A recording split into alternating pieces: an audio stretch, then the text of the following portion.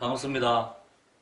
오늘도 여러분들과 함께 시간을 같이 하게 돼서 너무나 감사하게 생각합니다. 오늘 두 번째 시간입니다.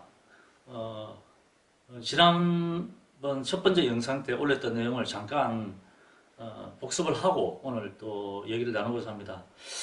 그 전에 지금 지난번에는 제가 그냥 의자에 앉아서 했는데 오늘 섰습니다. 서는 게 편할 때도 있고. 근데 여러분 그 뒤에 보시면 여기에 그림이 하나 붙여져 있습니다. 지금 여기 거실인데요. 이 배경이 바로 신약 성경에 등장하는 바로 갈릴리 바다입니다. 갈릴리 바다. 갈릴리 호수라고도 하죠. 갈릴리 호수라고도 하는데 이 갈릴리 바다 둘레가 약 한 5km, 53km라고 하는 사람도 있습니다만은 둘레가 한 53에서 5km 정도의 이 갈릴리 바다 둘레라고 합니다. 그리고 깊이는 낮은 데는 보통 이제 평균적으로 봤을 때 한 26m에서 한 45m 된다고 합니다. 그리고 이 수면은 이제 해수면보다 마이너스 200이라고 합니다. 그러니까 해수면보다 200m 낮다고 하는 거죠. 이거 우리가 아는 갈릴리 바다. 그리고 많이 들으셨던 그 사해 바다는 마이너스 400m라고 합니다. 나중에 따로 한번 그 말씀드릴 기회가 있겠지만 오늘 이렇게 수업 시작하기 전에 말씀 나누기 전에 여담으로 지금 그림이 나타나니까 말씀을 드리는 겁니다. 지금 저 뒤쪽 편은 그 요르단 지역이라고 보면 되겠습니다. 또 거기에 너무 집중하신다고 또 오늘 말씀 나눈 이 내용을 또 집중 못 하실 수도 있는데 제가 첫 번째 영상 때 그 중요한 것을 말씀드렸습니다. 첫 번째는 그 초신자를 위해서 또 새신자를 맞이하는 사람들을 위해서 이제 그 성경을 어떻게 고를 것인가 또 성경을 어떻게 읽을 것인가에 대해서 말씀을 드렸습니다. 그래서 지난번에 말씀드린 대로 처음에 오신 분들에게 성경을 소개시키든지 처음 구입하시는 분은 가급적 처음에는 단순한 성경, 그 다음에 주석이 없는 성경, 관주가 없는 성경, 소제목이 없는 성경을 골라라. 그리고 성경 읽는 방법을 가르쳐 드리면서 이 부분은 성경이고 이 부분은 성경이 아니다라는 내용을 분명히 가르쳐 드리라고 했습니다. 그래서 예를 들어서 시편 같은 경우 시편 23편 여호와는 나의 목자시니 이렇게 읽을 것이 아니라 다윗의 시 여호와는 나의 목자시니라고 이런 식으로 읽으라고 제가 말씀을 드렸고 또 그 위에 나오는 이 다윗의 시라는 문구 자체가 성경 말씀이라는 것을 꼭 기억하라고 말씀을 드렸습니다. 그리고 오늘 그 두 번째 시간에 또 여러 가지 고민을 했습니다. 처음 시작을 하다 보니까 할 얘기는 많은데 무엇부터 말씀을 전해야 될까 많이 고민을 또 항상 했었습니다. 그래서 오늘은 여러 주기에 사람들이 성경 읽는 방법을 알기를 원하기도 하시고 또 그 순서를 어떻게 읽으면 좋겠나 물어보는 것도 제가 많이 들었습니다. 그런데 오늘은 그것보다도 성경을 바라보는 눈에 대해서 먼저 말씀을 드리고자 합니다. 왜냐하면 우리가 성경을 10번을 읽든 100번을 읽든 간에 어떤 시각으로 바라보느냐가 중요합니다. 그래서 오늘은 성경을 읽는 눈, 어떻게 바라볼 것인가에 대해서 말씀을 드리고자 합니다. 성경 66권이라는 건 다 아시죠? 기회가 되면 왜 66권이 되었는가라는 내용까지도 말씀을 드리고 싶습니다만은 지금은 교사 선생님들이나 또 교회 신앙생활을 오래 하신 분들을 위주로 안다는 전제하에 제가 말씀을 드리겠습니다. 우리가 성경 66권이 있는데 참 신앙생활을 오래 하신 분들도 그렇고 또 처음 신앙생활 하신 분들 읽는 것 자체가 힘들어합니다. 또 처음 성경 읽는 분들은 재밌어야 되고요. 그런데 우리가 생각해야 될 문제가 뭐냐면 성경을 어떤 목적으로 읽는가가 중요한 것입니다. 그래서 우리가 성경을 바라보는 눈은 성경 말씀 속에서 예수 그리스도를 발견해야 된다는 겁니다. 예수 그리스도를 발견해야 된다. 우리가 목사님을 통해서 많이 들어서 그럴 겁니다. 구약은 신약에 나타난 예수 그리스도의 그림자다라고 하는 말씀을 많이 들었을 겁니다. 그러면 우리가 성경 말씀을 읽을 때는 성경 말씀 속에서 예수 그리스도를 발견해야 된다는 것입니다. 그렇지 않고 어떠한 이야기로만 끝난다면 아무 무의미하게 성경을 읽고 마는 것이죠. 그래서 예를 들면 그렇습니다. 우리가 창세기를 읽어가면 창세기에 등장하는 아담, 하와가 있으면 그 아담과 하와의 모습 속에 나타난 예수 그리스도를 발견해야 된다는 겁니다. 그리고 어떠한 물건이 나타난다. 어떠한 사건이 나타난다. 예를 들면 아벨이 양을 잡는다. 이런 양을 잡는 의미 속에서 예수 그리스도를 발견해야 된다는 것이죠. 그리고 또한 첫 번째는 예수 그리스도를 발견해야 되고 두 번째는 사단의 행동, 사탄의 행동을 발견해야 됩니다. 하나님을 대적하는 사탄의 행동. 그리고 세 번째는 그 성경 말씀 속에서 내 자신을 발견해야 됩니다. 나는 과연 저 사람에게 속하는가, 이 사람에게 속하는가를 발견해야 된다는 것이죠. 그래서 예를 들면 출애굽기를 읽는다. 출애굽기에 모세가 등장하죠. 자, 모세가 등장하고 모세를 대적하는 다단, 아비람 이런 고라의 무리들이라는 사람이 많이 나옵니다. 그러면 그 모세의 모습 속에서 그리스도의 모습을 발견해야 되고 다단과 아비람 속에서 내 모습도 발견해야 된다는 겁니다. 물론 모세의 모습 속에서도 내 모습이 있을 수 있습니다. 하지만 모세의 모습 속에 있는 예수님의 모습을 먼저 발견해야 되고 다단과 아비람 같은 사람 속에 들어있는 사단의 모습과 나의 모습도 발견해야 된다는 겁니다. 그 다음 창세기, 출애굽기, 레위기죠. 자, 레위기를 읽다 보면 제사법이 많이 나옵니다. 제사법이 나오면 어떻게 피를 흘리고 어떤 제사를 드리고가 중요한 것이 아니라 그 속에 나타난 예수님이 어느 모습으로 나타나는가, 어느 부분이 그리스도를 상징하는가를 발견할 수 있어야 된다는 겁니다. 그 다음에 민수기죠. 민수기에서 모세, 아론, 요수아, 또 미리암 이런 많은 백성들의 행동이 나타납니다. 그 백성들의 행동과 요수아의 행동과 모세의 행동과 아론의 행동 속에서 예수 그리스도를 발견해야 됩니다. 예를 들면 반석에서 물이 터진다. 그 물이 터진다고 하는 이 사건과 반석이라는 의미 속에서 그리스도를 발견해야 된다는 것이죠. 민수기, 신명기, 여호수아, 사사기. 특히 사사기에 가면 사사들이 많이 등장하죠. 사람들은 항상 자기 합리화를 시킵니다. 자기 합리화. 항상 좋은 쪽으로 자기를 대입하려고 하죠. 그래서 선하게 멋지게 행동하는 사사는 내고 나 자신을 의미하고 대적하는 블레셋이나 이방 민족은 항상 사단이고 남이라고 생각합니다. 어쩌면 그 핍박하는 블레셋 민족이 나 자신일 수 있다는 것이죠.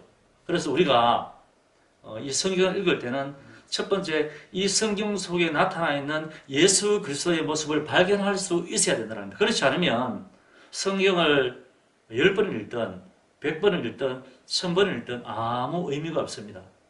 예수님을 발견하지 못하면 예수님의 구원도 이해하지 못하고 우리가 신앙생활을 하면서 예수 믿는 사람들이 말하는 그 영생의 의미도 사라지게 된다는 겁니다. 그래서 우리가 특히 성경 말씀을 읽을 때는 꼭 중요한 것은 인물과 또 물건과 관습과 사건 속에 나타난 예수 그리스도를 발견하면서 성경을 읽어 나가야 된다는 것입니다. 그래야 한 장을 읽든 성경 한 권을 읽든 더 중요하다는 말씀을 지금 이 시간에 드립니다.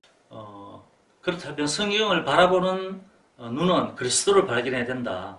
성경 66권에 나타나신 예수님을 발견해야 된다고 이제 말씀을 드리고, 그러면 성경을 어떻게 읽어 나가는 것이 좋은가? 이렇게 이제 질문하신 분들도 많이 있죠. 또 본인이 또 스스로 고민하신 적도 많이 계실 것이고요. 그래서 제가 말씀드리고 싶은 것은, 가급적이면 천천히 정독을 하라고 말씀을 드리고 싶습니다. 왜냐하면 우리가 부산에서 서울을 간다든지 서울에서 부산을 오실 때에 우리가 비행기를 타고 가는 것과 KTX를 타고 가는 것과 승용차를 운전하는 것과 걸어서 가는 것과 분명히 시간은 차이가 나지만 머릿속에 남아있는 것은 다르다는 겁니다. 예를 들어서 비행기를 타고 서울을 부산을 수십 번, 수백 번 왔다 갔다 하더라도 전체적인 윤곽은 알지는 몰라도 안에 무엇이 들어있는지는 모릅니다. 어떤 상황이 있는지, 어느 마을에 무엇이 있는지. 하지만 걸어가는 사람에게 물어보면 이 지역이 분명하게 어느 위치인지는 모르겠지만 그래도 어느 부분에 가니까 어떤 나무가 자라고 있었고 어느 부분에 가니까 어떤 가게가 있었고 어떤 물건이 있었고 어떤 사람을 만났고 기억을 합니다. 그런 맥락에서 볼 때 우리가 성경 말씀을 보는 눈도 그런 겁니다. 성경 말씀을 보는 눈도 내 성경 한 번 읽었다, 뭐 10번 읽었다, 100번 읽었다 그게 별로 중요하지 않습니다. 여러분 신앙생활 계속 하시면서 앞으로 해야 될 시간도 많은데 성경을 천천히 읽지 않으면 전체적인 내용이 수년 동안 신앙생활을 해도 남지 않을 수가 있습니다. 그래서 제가 권하고 싶은 것은 시간이 오래 걸리더라도 1년, 2년이 걸리더라도 천천히 정독을 하시라는 겁니다. 그리고 교회 안에서 보면 많은 프로그램이나 성경 교육 프로그램이 있습니다. 그럴 때 보면 사실 포괄적인 것은 웬만하면 가르쳐줍니다. 성경의 구조가 어떻다, 뭐 율법서가 어떻다, 시가서가 어떻다, 선지서가 어떻다 이렇게 얘기를 해주면 포괄적으로만 아셔도 성경 전체를 이해하는 데 전혀 부담이 없습니다. 그렇기 때문에 성경을 읽는 방법은 가급적이면 처음에는 뜻을 알든 모르든 천천히 읽어 나가라고 그렇게 말씀을 드리고 싶습니다. 드리고 싶고 그 다음에 그리고 우리가 성경 읽을 때에 66권 있는데 어느 성경부터 어떻게 읽으면 좋은가라고 이렇게 질문을 또 많이 합니다. 질문을. 그래서 지난번 제가 앞에 첫 번 강의 때 말씀드렸습니다만은 정답이라고는 말씀할 수 없습니다. 그래서 이제 제가 서두에 말씀드린 대로 교사들과 또 이렇게 궁금해하시는 분들을 위해서 그냥 이런 방법을 제시하는 겁니다. 그래서 성경을 어떻게 해야 될까 고민할 때는 이제 첫 번째 저는 성경을 역사순으로 읽는 것이 좋다라고 말씀을 드립니다. 물론 기독교는 복음의 종교이기 때문에 복음서만 보면 뭐 예수님을 발견해야 되고 구원을 얻기 때문에 먼저 봐야 된다 말씀하신 분도 계신데 그건 당연한 말씀입니다. 그래서 제가 지금 말씀드리는 이 영상의 대상은 신앙생활 오래 하신 분들을 위주로 하기 때문에 제가 그것을 염두에 두고 말씀을 드리는 겁니다. 그리고 보편적으로 우리가 알려져 있는 그 성경 읽는 방법과 거의 동일합니다. 뭐 아시는 분은 복습한다는 생각으로 들어주시면 되겠고 또 처음 듣는 분은 그렇게 읽으면 되겠구나라고 생각하시면 되겠습니다. 우리 보통 보면 보편적으로 알려진 내용은 그렇습니다. 첫 번째 읽는 이제 성경은 구약 성경 창세기부터 읽어 나갑니다. 창세기, 그 다음에 출애굽기, 그 다음에 민수기, 그 다음에 요수아, 그 다음에 사사기, 그 다음에 사무엘 상하, 열왕기 상하, 에스라, 느헤미야 이렇게 성경을 읽어 나가라고 이제 말씀을 합니다. 그게 맞고요. 그런데 제가 거기 추가적으로 하나 더 말씀드리고 싶은 것은 이 창세기, 출애굽기, 레위기, 민수기, 신명기는 한 권의 책이라는 겁니다. 한 권의 책. 한 권의 책인데 우리가 흔히 아는 70인역이라고 하는 이런 성경을 통해서 번역하는 과정에서 성경을 5권으로 나누다 보니까 우리가 뭐 5개 중에 빼고 읽는 이런 경우가 있는데 이거는 조금 제가 안타까운 면이 있습니다. 그래서 가급적이면 창세기, 출애굽기, 레위기, 민수기, 신명기는 같이 읽기를 권합니다. 왜냐하면 물론 신명기는 앞에 나타난 내용을 거의 복습하는 내용이지만 그래도 이 5권은 한 권의 원래 말씀의 책이기 때문에 한꺼번에 읽는 것이 좋습니다. 그리고 뭐 아시는 분은 아시겠지만 우리가 율법을 얘기하고 계명을 이야기할 때 보통 613개의 계명이 적혀있다 이렇게 얘기하잖아요. 613개의 계명이 적혀있다고 하는데 보통 창세기에 3개가 있습니다. 창세기 3개가 있고 출애굽기에 111개가 기록되어 있습니다. 그 다음에 레위기에 247개가 기록되어 있습니다. 그 다음에 민수기에 52개가 기록되었습니다. 그 다음에 신명기에 200개가 기록되었습니다. 그래서 613개가 기록되어 있는데 만약 여러분이 성경을 읽는데 레위기를 읽지 않고 신명기를 읽지 않으면 약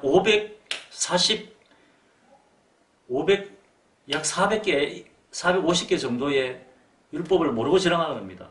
그리고 특히 레위기는 처음에 지루하다고 읽지 않으면 신앙생활 오래 하신 분들도 안 읽으려 합니다. 뭐 무슨 뜻인지도 모르겠다. 왜 이래 머리가 아프냐. 이렇게 해서 읽지 않을 수도 있지만 그런 읽지 않을 수 있습니다. 그렇기 때문에 가급적이면 처음에 뜻 모르더라도 무조건 읽어 나가는 게 저는 중요하다고 그래 말씀을 드리는 겁니다.